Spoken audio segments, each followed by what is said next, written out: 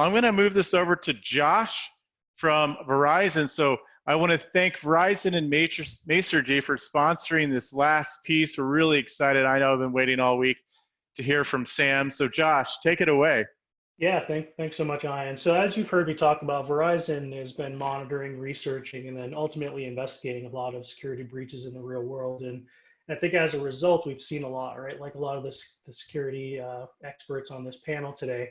And oftentimes when we see Hollywood depicting these cyber hacks, it's done in a way that kind of makes us roll our eyes, right? So I've been guilty of screaming at the television about something, that can't happen, if you will.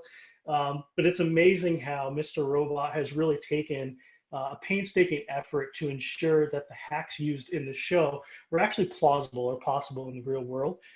So there's actually a whole group of people out there, viewers of the show, myself included, that will freeze and pause the show and view it frame by frame and kind of see what they're typing into the terminal, right? And figuring out, where does that IP address go to, or where does that URL go to?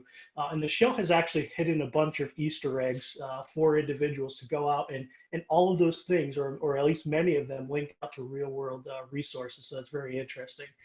So some of the storylines that are in the show obviously are eerily similar to what we're seeing in the real world, and it highlights a lot of the same attack methods that we're seeing every day. One of the major plot points is the fact that an organization gets hit with ransomware and all of their data becomes unavailable. So it's really reality that's emulated very well in fiction. So with that, Verizon's really excited to sponsor Sam Esmail, the writer and director of the well-known show Mr. Robot. And for those of you who may not be familiar with Mr. Robot or have not seen it, it essentially follows the journey of a cyber engineer and hacker. And to Leslie's point earlier, I think it does a really great job of highlighting the humanity of the individuals that are behind a lot of these attacks. So one of the things that we often look at within the DBIR is who are the threat actors, right? And what are their motivations? Why are they actually performing some of these attacks against organizations? So whether it is the hacktivist who's doing it for fun or ideological purposes, organized crime groups for financial gain, nation state actors for espionage, or really the insider threat, right? So those that are doing it for nefarious purposes and have legitimate privileged access to an organization's information.